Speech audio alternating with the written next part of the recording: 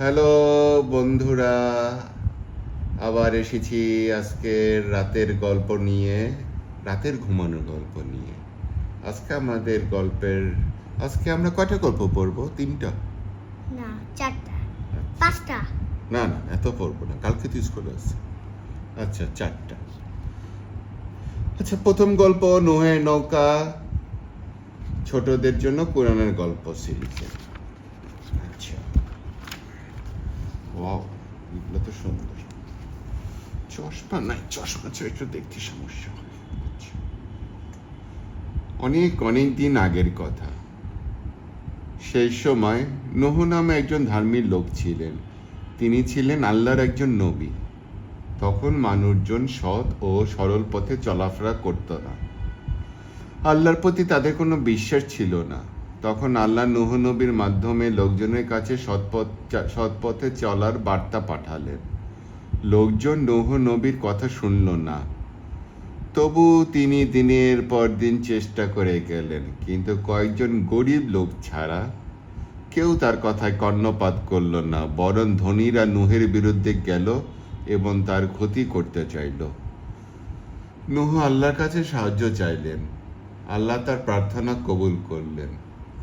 আল্লাহ তাকে একটা নৌকা তৈরি করতে নির্দেশ দিলেন, কেননা খারাপ লোকদের শাস্তি দিতে মহাপ্লাবন নেমে আসবে। নূহ আলাইহিস সালাম তার অনুসারীদের সাথে নিয়ে বিশাল আকারের একটা নৌকা বানাতে শুরু করলেন। বাকিরা তাদের এই কাণ্ড দেখে হাসাহাসি করতে লাগলো। ইংলিশগুলো পড়লাম না, তোমরা পড়ে নিও।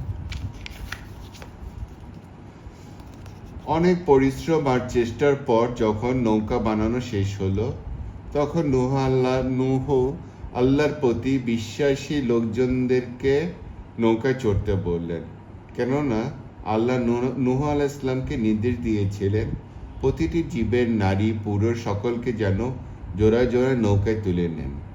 নূহ আলাইহিস সালাম নৌকায় প্রচুর খাদ্য নিলেন যাতে অনেকদিন চলে যায়। এটা ছিল বিশাল একটি কাজ, যাহা নূহ আলাইহিস সালাম তার অনুসারীরা খুব সফলতার সাথে শেষ করতে পেরেছিল। এক এক করে সকল প্রাণী নৌকায় উঠল, যেখানে পশু পাখি ছিল, এমনকি কীটপতঙ্গ জাতীয় প্রাণীরাও।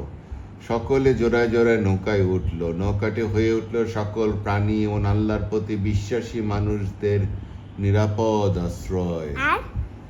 দেখছো, পশু পাখি সবাই ওই জাহাজে নৌকায় উঠছিল। বানর, বিড়াল, প্রাণীরা দৌড়ায় নৌকায় আসতে লাগলো। জিরাফ, গন্ডার, সিংহ, বাঘ, হাতি, উট, বানর, নেকড়ে, বিড়াল, ক্যাঙ্গারু, ভালুক, ঘোড়া, গরু, ভেড়া সবাই এলো জোড়ায় জোড়ায়। বাবা, তখন ক্যাঙ্গারু ছিল। সেখানে এসেছিল মোরগ, মুরগি, হাঁস, বক, বাজ, ময়ূর, পেলিকান, উট পাখি সহ নাম না যেন অনেক পাখি। বড় ছোট সব পাখি জোড়া জোড়া নৌকায় উঠেছিল। পাখি তো উঠতেই পারে, ওদের নৌকায় থাকা যাবে। সব প্রাণী নিয়ে মানুষ কয়জন উঠছে? কচ্ছপ, শামুক, কাছিম এলো হামাগুড়ি দিতে দিতে। ব্যাঙ ও ঘাস ফড়িঙ্গ এলো লাফাতে লাফাতে। খড়গড় ছুটে এলো যেন প্রতিযোগিতা তাকে প্রথম হতেই হবে। সবশেষে বিরাট চোয়াল নিয়ে এলো কুমির। কুমিরও আসছিল। প্রাণীকুলে সবাই যখন নৌকায় উঠে গেল, তখন কালো মেঘে ঢেকে গেল আকাশ। প্রথমে গড়ি গড়ি, পরে তুমুল বৃষ্টি হতে থাকলো। বিরতিহীন দিনের পর দিন একটানা কয়েকদিন বৃষ্টি হলো। পৃথিবী যেন অন্ধকারে ডুবে গেল। ঝড়ো বাতাস, সব দিকে গুটগুটে অন্ধকার। যতদূর চোখ যায় চারিদিকে শুধু পানি আর পানি। আল্লাহর আদেশে বেহেশত থেকে পানি প্রবাহিত হলো এবং মাটি ফেটে পানি উঠতে শুরু করলো। নদী নালা উপচে প্রবল বেগে চারিদিকে পানি ছড়িয়ে পড়ল। পাহাড় সমান উঁচু ঢেউয়ে নৌকা উত্থাল পাথাল ভাসতে লাগলো। তবু পানি বাড়তেই লাগলো। মাঠ ঘাট গাছপালা ডুবে গেল। পাহাড় পর্বতের চিহ্ন পর্যন্ত রইল না। পৃথিবীটা মনে হলো একটা মহাসাগর। চারপাশে তাকালে শুধুই পানি আর পানি। মহাপ্লাবনে পানির অতলে নূহ আলাইহিস সালামকে যারা বিশ্বাস করে নাই, সে অবিশ্বাসীরা আর তাদের দেশ তলিয়ে গেল।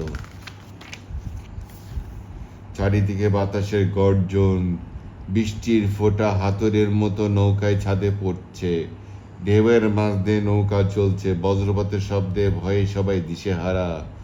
নূহ আলাইহিস সালাম এই অবস্থায় আল্লাহর করুণা লাভের জন্য ইবাদত করলেন। এই পেজটা মহাপ্লাবন যখন চরম পর্যায়ে পৌঁছালো, আল্লাহ পৃথিবীকে হুকুম দিলেন সব পানি শুষে নেবার জন্য।